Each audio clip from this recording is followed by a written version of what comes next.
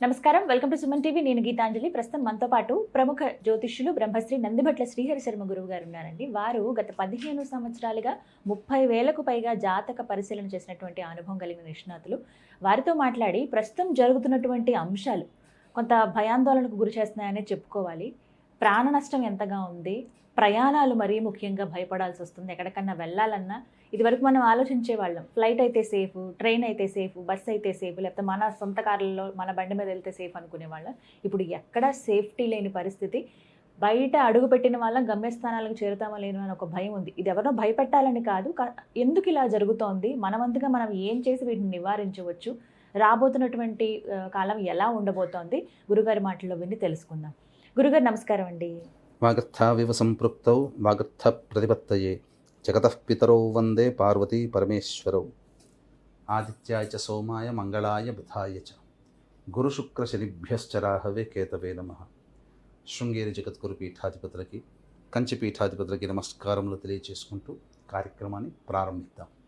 గురుగారు, ఎన్నో అంశాలు మాట్లాడుతూ ఉంటాం, కానీ ఈ విషయం కూడా మాట్లాడాలి. ఎందుకంటే చాలా విషయాలు, అంశాలు మీరు రీసెర్చ్ చేసి అసలు ఎప్పుడు ఎలా జరిగింది, గత సంవత్సరాలు, కొన్ని సంవత్సరాలు వెనక్కి వెళ్ళి మరీ అంత పరిశీలించి చెప్తారు కదా.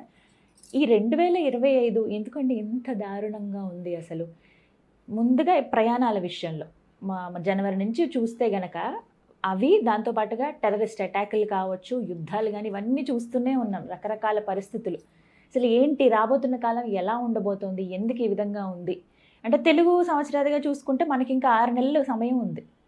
ఇంకా 6 నెలలు అసలు ఎలా ఉండబోతోంది అంటారు?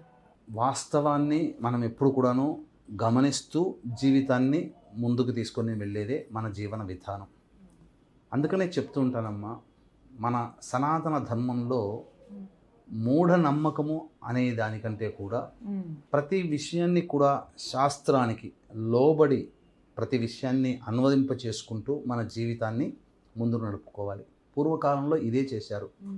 అందున శాస్త్రాన్ని నమ్మేటువంటి విషయంలో ప్రతి మాసంలో కానీ చేయాల్సినటువంటి పుణ్యతిథులు, అందుకే పుణ్య కార్యక్రమాలు పెట్టింది ఇందుకోసమేనమ్మా.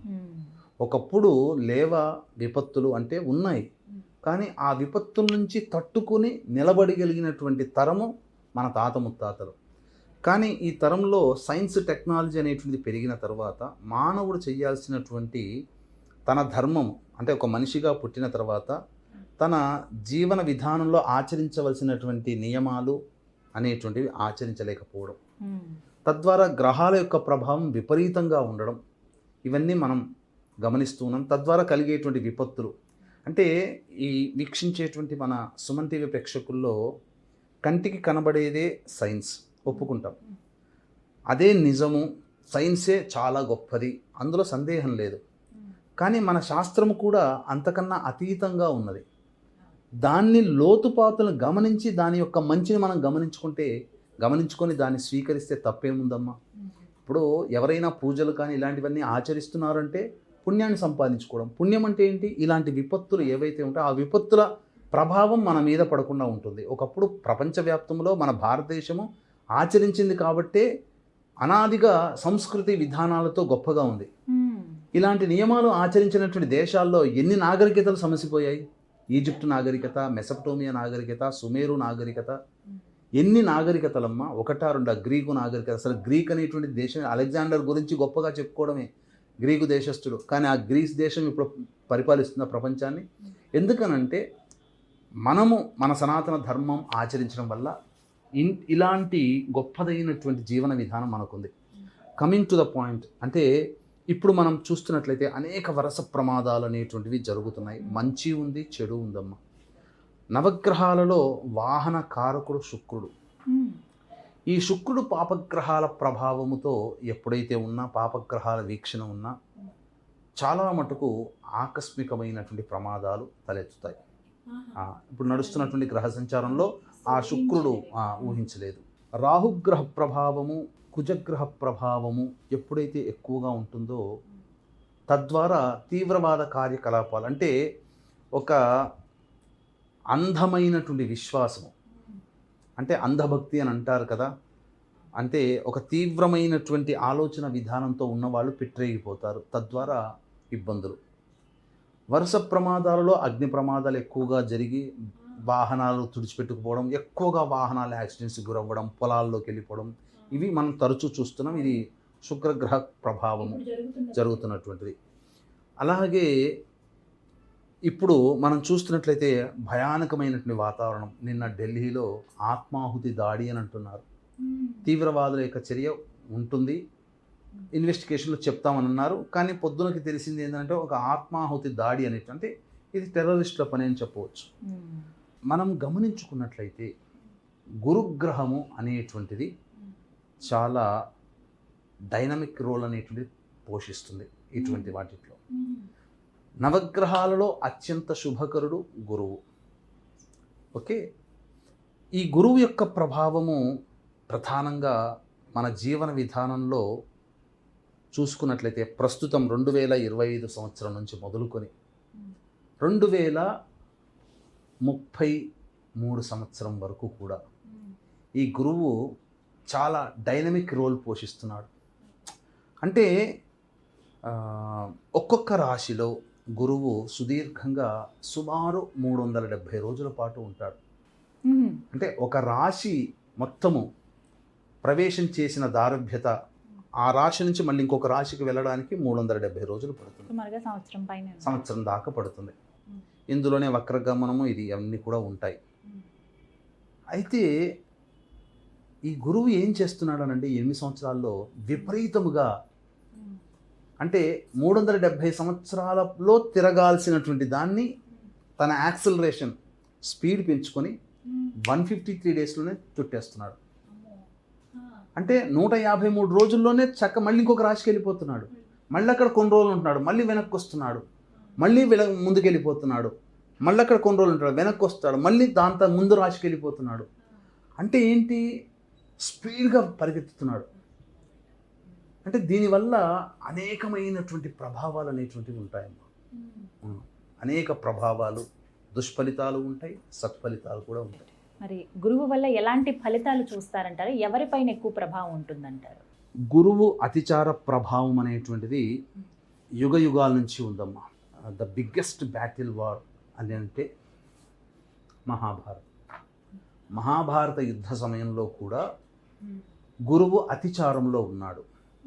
అతిచారం అంటే ఏంటి అనేది చాలామంది కూడా రావచ్చు. మారుతున్నాడు అని అంటే అర్థమవుతుందేమో, అతిచారం అంటే అర్థం కాదు. అతిచారం అని అంటే గురువు ప్రవేశించిన రాశి నుంచి మళ్ళీ ముందు రాశికి వెళ్ళిపోవడం, ఉండాల్సిన టైం కంటే స్పీడ్గా నడిచి వెళ్ళిపోవడం అతిచారం. ఇలా ఉన్నప్పుడు ఏమవుతుందనంటే ఎవరినో సంతృప్తి పరచడానికి, ఒకరి సంతృప్తి కోసం ప్రపంచవ్యాప్తంగా కొన్ని దుస్సంఘటనలు జరుగుతాయి. మహాభారతంలో దుర్యోధని సంతృప్తి పరచడానికే కదా, అతని ఈగో సాటిస్ఫై చేయడానికి కోసమే కదా మహాభారత యుద్ధం జరిగింది. అది జరిగింది. దాని తరువాత ఇదే గురువు మనం చూసుకుంటే, నేను రీసెర్చ్ కూడా చేసి ఉన్నానమ్మా, జరిగినటువంటి దాంట్లో మొత్తము అగ్ని సంబంధమైనటువంటి రాశులు మేషరాశి, మేషరాశి కంటే బలమైన అగ్ని సంబంధం సింహరాశి, సింహరాశి కంటే బలమైన అగ్ని సంబంధం ధనుస్సు రాశి. అంటే ఇంతకుముందు చెప్పుకున్నట్లుగా ఒక వ్యక్తిని కానీ, ఒక వ్యక్తి యొక్క ఈగో సాటిస్ఫై కావడం కోసం కానీ గురువు అతిచారంలో ఉన్నప్పుడు కొన్ని దుష్ప్రభావాలు జరుగుతాయి. ఫస్ట్ వరల్డ్ వార్ చూద్దామమ్మా. First world war 28th July 1914 to 11th November 1918 వరకు జరిగింది ఫస్ట్ వరల్డ్ వార్. అంటే యుద్ధం జరగడం అంటే ఎవరో ఒక వ్యక్తి ఈగో ఇబ్బంది పడి ముందుకెళ్తాడు కదా, అంతే కదమ్మా. ఇప్పుడు నాకు ఒకరితో వైరం వచ్చిందంటే నా ఈగో దెబ్బతింటే నేను కొట్టడానికి వెళ్తాను, అంతే తప్ప ఊరికే కొట్టుకోం కదా, అయింది. కానీ ఈ మధ్యలో 1916 అనేది చాలా మేజర్ రోల్ అనమాట ఆ ఇయర్. అందులో గురువు అతిచారము 1916వ సంవత్సరంలో అగ్ని సంబంధమైన రాశి అయినటువంటి సింహంలో ఉన్నాడు. అందుకని ఎక్కువ ప్రమాదము జరిగి ఎక్కువ మంది అంటే లక్షల్లో చనిపోవడం జరిగింది. ఇక సెకండ్ వరల్డ్ వార్ కనుక చూస్తే, సెకండ్ వరల్డ్ వార్ 1 సెప్టెంబర్ 1939 నుంచి 2 సెప్టెంబర్ 1945 మధ్యలో జరిగింది. గురువు అతిచారము అగ్ని సంబంధమైనటువంటి ఒక రాశి మేషరాశి. 1941లో ఈ గురువు అతిచారముతో మేషరాశిలోకి ప్రవేశం చేయడం జరిగింది. ఆ కారణం చేత ఆపరేషన్ బార్బరోస్ అనేటువంటిది United state of Soviet Russia కదమ్మా, ఆ రష్యా ఎంటర్ అయింది. తర్వాత అదే సంవత్సరంలో పెర్ల్ హార్బర్ అనేటువంటిది ఆ సందర్భంగా అమెరికా ఎంటర్ అయింది సెకండ్ వరల్డ్ వార్లోకి. 1941లో 1939 నుంచి 1945 మధ్యలో 1941లో గురువు అతిచారంలో ఉన్నాడు. దీనివల్ల ఏంటనంటే మనం తెలుసుకోవాల్సినటువంటి గత చరిత్ర ఏంటంటే కొనసాగింపు దశగా గురువు అతిచారం ఉపయోగపడుతుంది. ఇప్పుడు మనం ఎలా దీన్ని అప్లై చేసుకోవాలి అనేటువంటిది చూసుకుంటే ఇప్పుడు మనకు టెర్రరిస్ట్ అటాక్స్ జరిగినాయి. పెహల్గాం కావచ్చు, ఇంకంతకుముందు జరిగినటువంటి దాడులు కావచ్చు. వాటన్నిటిలో ఆపరేషన్ సింధూర్ అనేటువంటిది మనం స్టార్ట్ చేసాం. ఈ సంవత్సరం 1 చేసాము, 2 కూడా చేసాం, 3.0 కూడా స్టార్ట్ అయిపోతుంది. ఎందుకంటే గురువు అతిచారంతో కర్కాటక రాశిలోకి ఉన్నాడు. కరెక్ట్గా మీరు 11 నవంబర్ ఈ రోజునే గురువు అతిచారంలో నుండి వక్రీకరించి ఉన్నాడు. నిన్నటికి నిన్న బాంబ్ బ్లాస్ట్ ఢిల్లీలో జరిగింది, ఆత్మాహుతి దాడి ఇది జరిగింది. సో గురువు వక్రీకరించి ఉన్నదానికంటే కూడా తన సహజ స్వభావంగా రుజుమార్గంలో వెళుతూ అతిచారంలో ఉండడం వల్ల మేలు జరిగింది. గురువు అతిచారంలో ఉండగా మేలు కూడా జరిగిందమ్మా. ఏంటండి? రైట్ బ్రదర్స్ విమానాన్ని కనుగొన్నారు. ప్రపంచంలో ప్లేగు వ్యాధితో చాలామంది చనిపోతూ ఉంటుంటే, మశూచి వ్యాధి చనిపోతూ ఉంటే, ఆ గురువు అతిచారంలో ఉండగానే పెన్సిలిన్ ఇంజెక్షన్ కనుక్కోవడం జరిగింది. ఈ రోజున ఏ చిన్న దెబ్బ తాగినా ఫటక్కున పోయి మనం పెన్సిలిన్ ఇంజెక్షన్ చేసుకుంటున్నాం. ఇంకొకటి చెప్పమంటారా, చాలామంది తెలుసుకోలేనటువంటిది అంటే కళ్ళ ముందు సాక్ష్యాలు కనబడుతున్నా గమనించలేం, మనం అర్థం చేసుకోలేం. కానీ ఇప్పుడు నేను చెప్పాను అనుకోండి, నిజమే కదా అని అంటాం. ఇప్పుడు మీరు గురువు అతిచారంలో ఉన్నప్పుడు మంచి జరిగింది ఎలా అని చెప్పి మీకు ఒకటి చెప్తాను. ఇప్పుడు మన సంబంధించినటువంటి హైదరాబాదీ మొహియుద్దీన్ అనే వ్యక్తి ఇంకొక ఇద్దరు యూపీ వాళ్ళతో కలిసి ఒక రంగు రుచి వాసన లేని రసాయనాన్ని తయారు చేసి అసలు పెద్ద ఎత్తున ప్రసాదాల్లో కలిపి హిందువుల్ని చంపాలి అని చెప్పేసేసి అనే ఆలోచన భగ్నం జరిగింది కదమ్మా. గురువు అతిచారంలో ఉన్నాడు కానీ రుజుమార్గంలో ఉన్నాడు. మరి గురువు మేలు చేసినట్టే కదా, అంతేనా? ఇంకొకటి, మొన్నటికి మొన్న దాదాపు 1000 కిలోలు 3000 కిలోల యొక్క ఎల్ఈడి అంటే బాంబ్ బ్లాస్టర్లు ఉపయోగించే మూల పదార్థము పట్టుబడడం జరిగింది, డైనమైట్స్. ఇవన్నీ కూడా పట్టుబడకపోతే ఆ తీవ్రవాదుల చేతుల్లోనే ఉండి ఉంటే భవిష్యత్తులో రాబోవు వారాల్లో నెలల్లో ఎంత తీవ్రమైన విధ్వంసం. ఆ 3000 కిలోలు అంటే మాట్లాడమ్మా, కిలో దాంతోనే ప్రాణాలు ఎగిరిపోతాయి. అటువంటిది 3000 కిలోల డైనమైట్స్తో కూడుకున్నటువంటి సంబంధించినటువంటి ఎక్స్ప్లోజివ్ మెటీరియల్ అంతా మరి పట్టుబడింది కదా. మరి ఈ గురువు అతిచారంలో ఉండగా ఇది జరిగింది కదా, మంచే కదా మన భారతదేశానికి ఇది. కానీ చెడు అనేటువంటిది కూడా మనకు తక్కువ మొత్తంలో, అంటే బాంబ్ బ్లాస్ట్లో ఒకరిద్దరు చనిపోయినా ప్రాణ నష్టమే, కానీ 10 మందిలో 10ల సంఖ్యలో 100ల సంఖ్యలో చనిపోలేదు.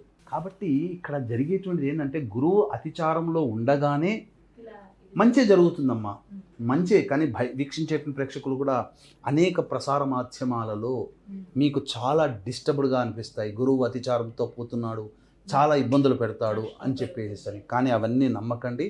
కొన్ని సందర్భాల్లో మాత్రమే గురువు అతిచారము ప్రమాదకరము. ఈ అతిచారము వల్ల మనం గమనించుకుంటే వెరీ పాండమిక్ సిచ్యుయేషన్ మనం ఎదురు చూసినటువంటిది కరోనా టైంలో. ఆ కరోనా టైంలో కూడా అతిచారముతోనే, గురువు అతిచారం అంటే ఉన్నదానిని ఎక్కువగా వ్యాపింప చేయడము. కాబట్టి అది టెర్రరిజం భావం కావచ్చు, లేకపోతే ఇంకేదైనా ఒక వ్యక్తి యొక్క ఈగో సాటిస్ఫాక్షన్ కోసం. ఇప్పుడు అమెరికాలో జరుగుతున్నటువంటి ట్రంప్ది తీసుకోండమ్మా, జరుగుతుంది ఏందమ్మా, అతన్ని సాటిస్ఫై చేయడం కోసమే కదా ప్రపంచ దేశాలన్నీ కూడా ఇప్పుడు యుద్ధాలు ఏమన్నా ఆగుతున్నాయి. ఎక్కడైనా అన్రెస్ట్ అనేటువంటిదే ఉంది తప్ప ఎక్కడైనా ప్రశాంతత ఉందా? మన భారతదేశం చూసినా బంగ్లాదేశ్, పాకిస్తాను ఇదే.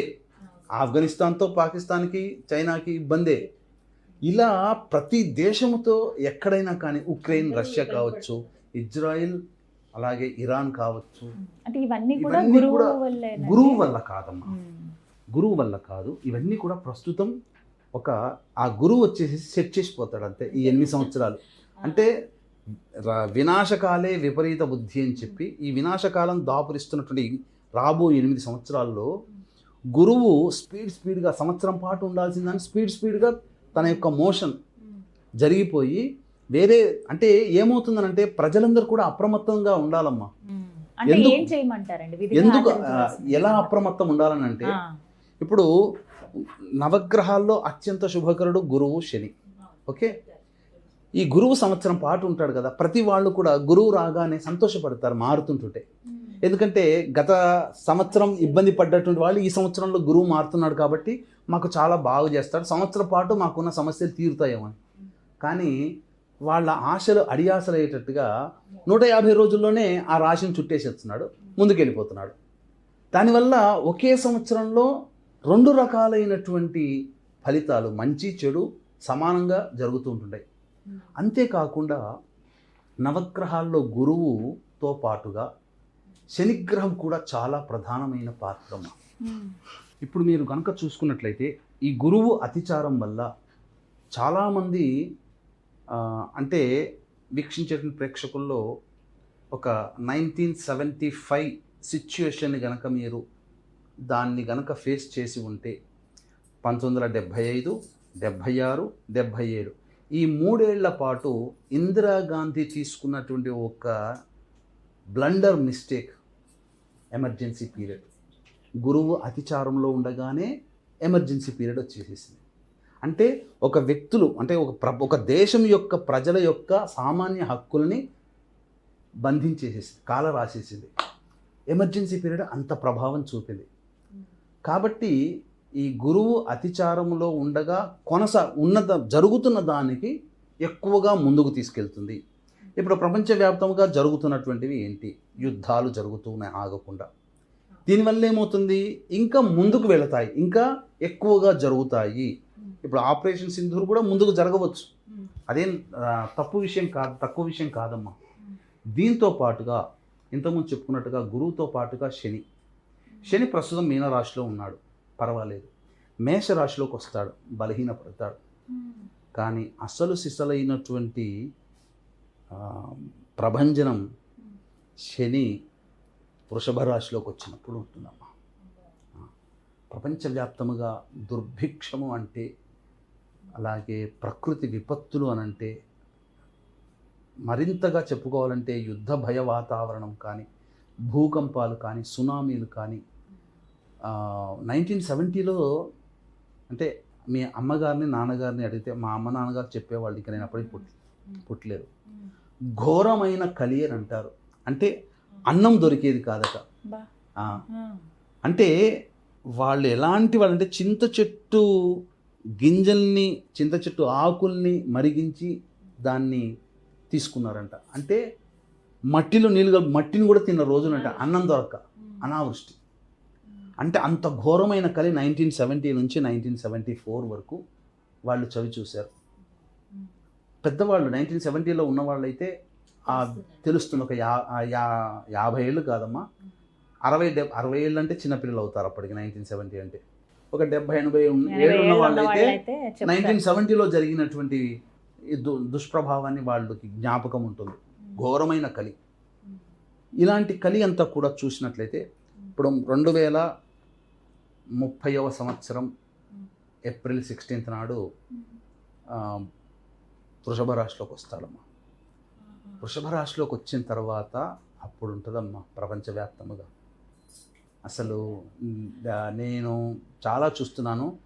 ఇది దశరథుడి కాలంలో జరిగింది. దశరథుడు ఈ యొక్క సంబంధించినటువంటి దుర్భిక్షం అనేటువంటిది శని వృషభ రాశిలో, అందున రోహిణీ నక్షత్రంలో ఉన్నప్పుడు చాలా ప్రభంజనాన్ని సృష్టిస్తాడు. ఆ సిచ్యుయేషన్ ఎప్పుడు ఉంటుందనంటే 25 మార్చ్ 2031 నుంచి 29 సెప్టెంబర్ 2031 ఆ మధ్యకాలంలో ఉంటుందమ్మా. ఆ మధ్యకాలంలో గురువు కూడా కరెక్ట్గా ఈ సంబంధించినటువంటి వృశ్చిక రాశిలో ప్రవేశంలో ఉంటాడు. అప్పుడు శనిని చూస్తుంటాడు. గురు శనులకి పరస్పర వీక్షణ ఉంటుంది. గురువు అతిచారంతో ఉండేటువంటి సందర్భం. ఇంకా మనము చాలా మటుకు ఇబ్బందులు ఎదుర్కోక తప్పదు. ఎవ్రీ 30 ఇయర్స్కి ఒకసారి జరిగేటువంటి వినాశనమే. 2031కి 30 సంవత్సరాలు వెనక్కి వేసుకుంటే 2000 సంవత్సరం. అప్పుడు Y2K ప్రాబ్లం వచ్చింది. అంటే కంప్యూటర్లు కానీ అన్నీ కూడా ప్రపంచవ్యాప్తంగా కమ్యూనికేషన్ ఆగిపోతుందేమో అంత భయం. ఆ Y2K ప్రాబ్లమ్ని ఎవరైతే ఇప్పుడు చూసేటువంటి ప్రేక్షకుల్లో మెయిన్ ఫ్రేమ్స్ అని ఒక సబ్జెక్ట్, దాని మీద ఎక్కువగా రీసెర్చ్ చేసి ఆ గండం నుంచి గట్టెక్కించారు. ప్రపంచవ్యాప్తంగా సంక్షోభం ఏర్పడింది. Y2K ప్రాబ్లం అని అంటారు దాన్ని. ఆ 2000 నుంచి 30 సంవత్సరాలు వెనక్కి వెళ్ళండి, 1970. ఇప్పుడు మనం కింద చెప్పుకున్నటువంటి ఘోరకలి. మళ్ళీ 70 నుంచి ఒక 30 సంవత్సరాలు వెనక్కి వెళ్ళండి, 1940. అంటే ఏందమ్మా, సెకండ్ వరల్డ్ వార్ మధ్యలో ఉన్నాం అప్పటికి. ఆ 40 నుంచి 30 సంవత్సరాలు వెనక్కి వెళ్ళండి, 1910. ఫస్ట్ వరల్డ్ వార్కి సంబంధించినటువంటి దగ్గరలో ఉన్నాం. ఇలా గమనించుకుంటే ఎవ్రీ 30 ఇయర్స్ మీరు ఒకసారి వెనక్కి వెళితే ఆ ఇయర్ని టచ్ చేస్తే నేను ఏమీ చెప్పేది ఏమీ కూడా రాంగ్ ఇన్ఫర్మేషన్ కాదు. అన్నీ కూడా గూగుల్లో వెతికితే దొరుకుతాయి. అవన్నీ కూడా ఇన్ఫర్మేషన్. కాబట్టి రాబో ప్రమాదాల గురించి భయపడడం కంటే దేవతా ఆరాధన. ఎందుకనంటే మచ్చుకి కొన్ని, నేను రీసెర్చ్ ఇంకా ఉన్నది, భవిష్యత్తులో ఇంకొక మంచి వీడియో, చాలా పరిపూర్ణమైనటువంటి రీసెర్చ్తో చేసేటువంటి వీడియో చేద్దామమ్మా.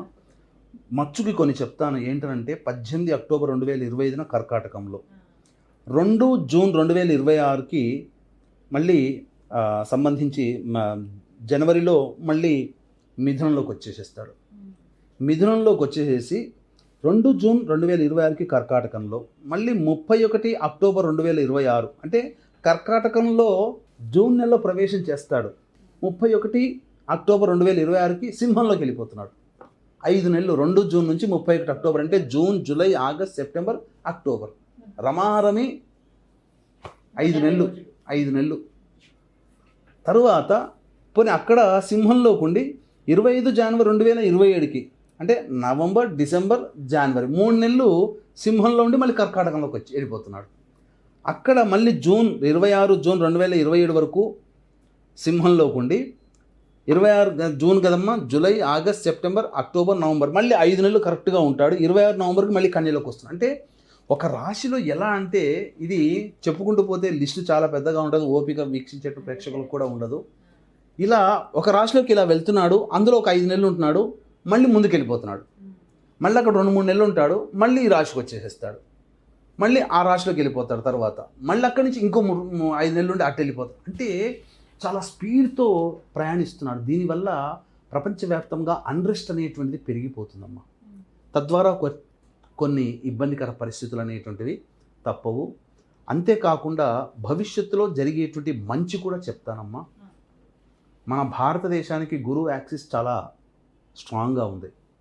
కాబట్టి నాకు తెలిసి ఈ యొక్క కర్కాటక రాశిలో గురువు ఉన్నప్పుడే ప్రపంచవ్యాప్తంగా విశ్వగురు స్థానానికి చేరుకోవడము, లేకపోతే ఎన్నాళ్ళ నుంచి ఎదురు చూస్తున్నటువంటి భద్రతా మండలిలో బాగా చోటు సంపాదించుకోవడము, లేకపోతే భద్రతా మండలి కంటే కూడా అతిపెద్దదైనటువంటి గ్రూపు భారతదేశం నేతృత్వంలోనే ఏర్పడడము జరుగుతుంది.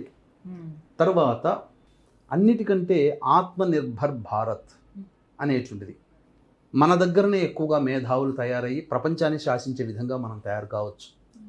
ఇంకా చెప్పాలి అని అంటే గురువు ఏమేమి కంట్రోల్ ఆయన దగ్గర ఉన్నాయంటే ముఖ్యంగా ఎడ్యుకేషన్లో చాలా మార్పులు వస్తాయమ్మా. మన దరిద్రం ఏందనంటే అసలు మన హిందువులు మనల్ని పరిపాలించలేక కారణం చేత స్వాతంత్రం వచ్చిన తర్వాత కూడా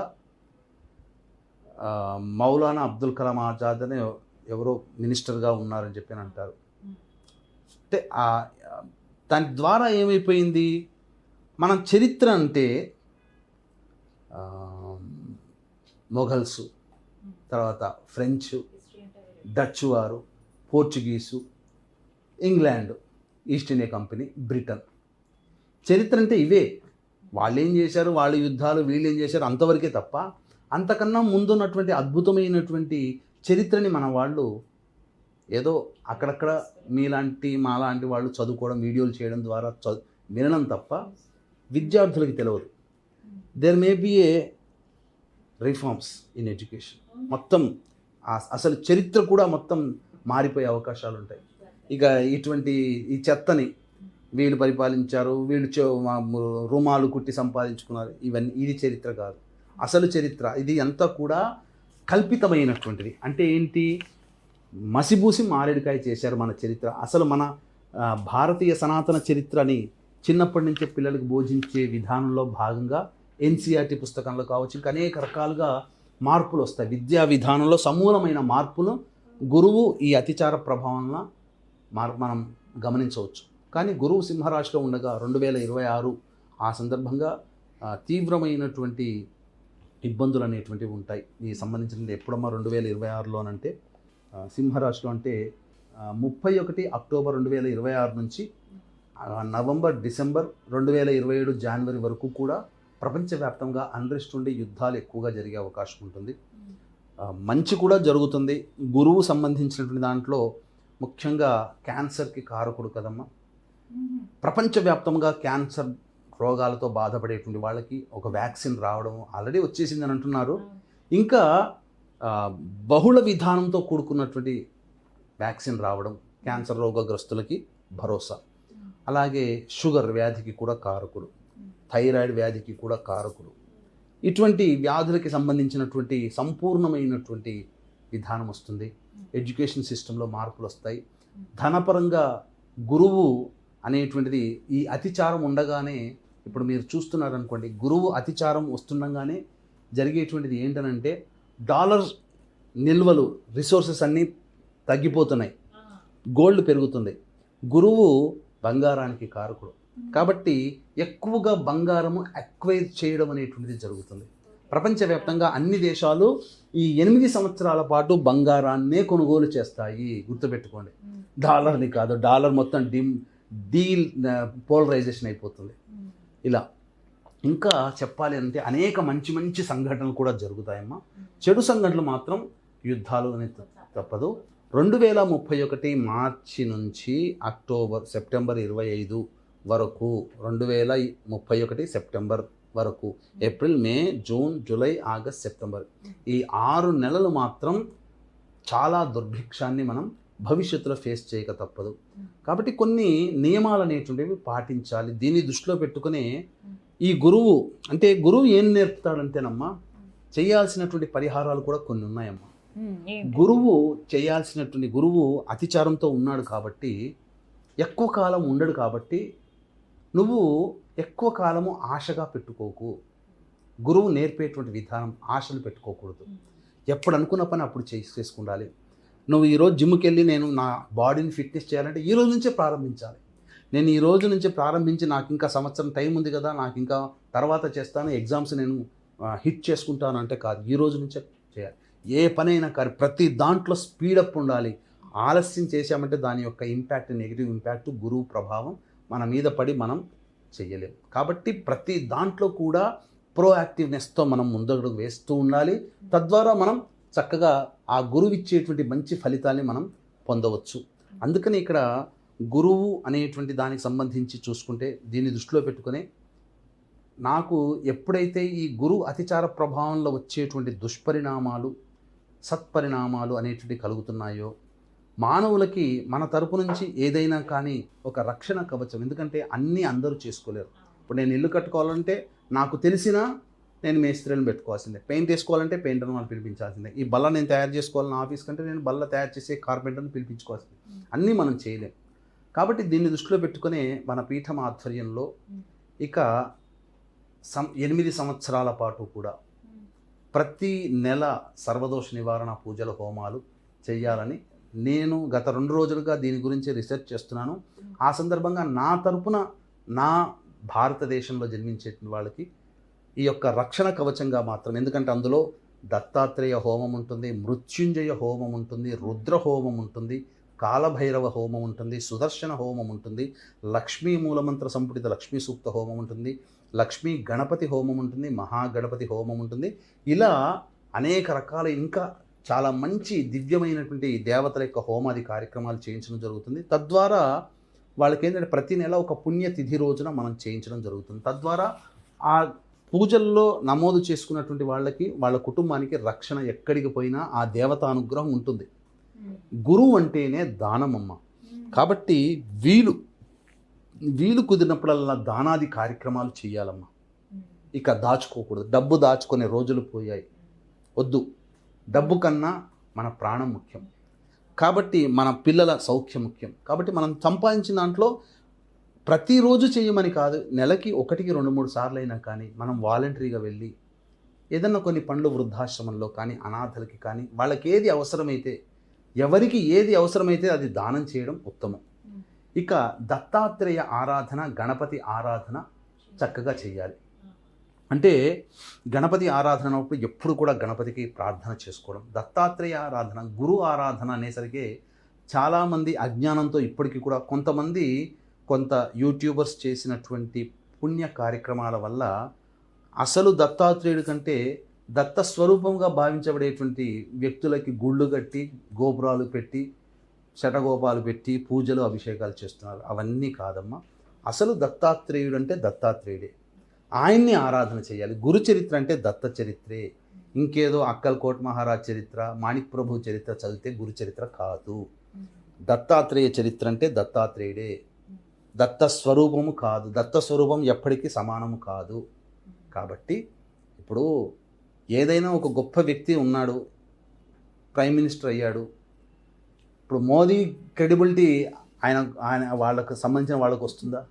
ఆ స్వరూపానికి రాదు. ఎవరి స్వరూపం వాళ్ళదే. కాబట్టి అసలు చెప్పాలి అని అంటే మాయ అసలు దైవాన్ని వదిలి దైవం కాని పిశాచ రూపంలో తిరుగుతుండేటువంటి వ్యక్తులని దత్త స్వరూపంగా భావిస్తూ, అంటే మానవుడిగా పుట్టి మానవుడిగా మరణించిన వాడు మళ్ళీ ఇంకెక్కడో పుడతాడు. అదేమీ జన్మ రాహిత్యమైనటువంటిది కాదు మానవుడిగా పుట్టిన తర్వాత. అటువంటి మానవుడిగా పుట్టినటువంటి వ్యక్తికి గుళ్ళు గోపురాలు కట్టి పూజలు చేయడం, అభిషేకాలు చేయడం హాస్యాస్పదం, ఒక పిచ్చితనం. అంటే తెలియక, ఒక అజ్ఞానం. కొంతకాలం పోయిన తర్వాత అసలు అంటే ఇదంతా కూడా ఈ గురువు అతిచారంలో ఉండగానే ప్రజలందరికీ కూడా జ్ఞానోదయం అవుతుంది. అసలు దైవాన్ని జరిగే మంచి అంటే ఏదనంటే ఇక అట్లాంటి గుళ్ళు ఉండవు, ఇక సమూలంగా పోతాయి. ఒకప్పుడు సంతోషమాత రాలేదమ్మా, విపరీతంగా పూజలు చేశారు. ఇప్పుడు ఎక్కడో ఒక చోట ఆరాధన చేస్తున్నారు కానీ పిచ్చిగా ఆరాధన చేయట్లేదు. అట్లాగే ఈ పిచ్చితనం అనేది గురుస్వరూపంగా భావించబడేటువంటి బాబాల ఆశ్రమాలు, బాబాలకి పాదపూజ చేయడాలు, బాబాల ఆశ్రమాలకు వెళ్ళడాలు, ఇవన్నీ కూడా చేయకూడదు. దత్తాత్రేయుడు అంటే దత్తాత్రేయుడు, ఈశ్వరుడు, అమ్మవారు, విష్ణు భగవానుడు, గణపతి, సుబ్రహ్మణ్య స్వామి, వీళ్ళందరూ దేవతలు కారా? వాళ్ళకి మించిన దేవతలా ఇంకేమన్నా? వాళ్ళ తర్వాతనే కదా. పైగా ఏ పురాణంలో చెప్పబడినటువంటి కలియుగంలో మాయమ్మ అంటే మనిషి నిజంగా తనకు సంబంధించినటువంటి దేవత ఆరాధన చేస్తే పుణ్యం పెరుగుతుంది. ఈ కలియుగంలో పాపమే పెరగాలి, ధర్మం అది. కాబట్టి నిజమైన దేవతల్ని ఆరాధన చేయకుండా ఇటువంటి పనికిరాని వ్యక్తులని పూజించడం ద్వారా వాళ్ళకి ఏ పాపం మంచి ఏం జరగదు. అందువల్ల ఎక్కడ వాళ్ళు అక్కడ వాళ్ళు జ్ఞానోదయమే కలియుగంలో కనువిప్పు కలుగుతుంది. మన తాత ముత్తాతలు ఈ బాబాల్ని ఈ ఆశ్రమాలకు వెళ్ళి పాదపూజ చేశారా? ఈ అవధూత స్వరూపం, అవధూతలను అవధూతగా చూడాలి, అవధూతిని దైవంగా చూడడం ఏంటి? ఇదంతా హాస్యాస్పదం. కులదేవత, గ్రామదేవత, ఇంటి దేవత వీళ్ళని పూజించారు అంతవరకే. ఈ అవధూతల్ని గుళ్ళు గట్టి పూజలు చేయడం ఏంటి? అవధూతే కావచ్చు కాక మంచి మాటలు చెప్పిన వాడు ఎవడే. ఇప్పుడు మీరైనా మంచి మాటలు చెప్పినా మీరు ఒక యోగినినే, తప్పేం లేదు. కానీ మీకు గుళ్ళు గట్టి పూజ చేయడం అనేటువంటిది, హారతులు వేయడం అనేటువంటిది ఎంతవరకు దైవ సమ్మతం? అంటే నువ్వు దైవాన్ని కూడా ధిక్కరించే స్థాయికి ఎదిగినందుకు రూపం అది. కాబట్టి ఎవరి యుగోకో స్టార్ట్ చేశారు కర్నూల్లో గుళ్ళని. దేవుడి గుడి కాకుండా బాబాల ఆశ్రమాలు ఇవన్నీ కూడా కర్నూల్లో మొట్టమొదటిగా స్టార్ట్ చేశారు. ఇక ఈగో సాటిస్ఫాక్షన్ కోసం వచ్చి ఉన్నారు. కాబట్టి అసలు దత్త స్వరూపం, దత్త చరిత్ర అంటే గీతా ప్రెస్ వాళ్ళది చెయ్యాలి. దత్తాత్రేయ ఆరాధన చెయ్యాలి. కాలభైరవుడు, ఎందుకంటే కాలాన్ని శాసించేవాడు. ఆ కాలభైరుని యొక్క అనుగ్రహం ప్రతిరోజు గణపతి స్తోత్రము, దత్త అష్టకము, కాలభైరవాష్టకము ఇవన్నీ ప్రతిరోజు పాటించాలమ్మా. ఇక నుంచి మొదలుకొని ఈ 2025 నుంచి 2033 వరకు ఎవరైతే ఇప్పుడు చెప్పినటువంటి విధానాన్ని అనుసరించి వాళ్ళ జీవితంలో ఒక భాగం చేసుకుంటారో వాళ్ళు, వాళ్ళ కుటుంబం, ఆ కుటుంబం ఉన్న ప్రాంతము, ఆ ప్రాంతం ఉన్న రాష్ట్రము, దేశము సుభిక్షమే బాగుంటుంది. ఎటువంటి ఇబ్బందులు కలగకుండా దైవం మనల్ని రక్షిస్తుంది అని చెప్పవచ్చు. చక్కగా చెప్పారు చివరి మాట. అందరూ విధిగా ఇది ఆచరించుకోవాలి, పూజలు చేసుకోవాలి, ప్రతినిత్యం దైవనామస్మరణ ఉండాలి. ధన్యవాదాలు గురుగారు. సర్వం శ్రీ ఉమామహేశ్వర పరబ్రహ్మార్పణమస్తు.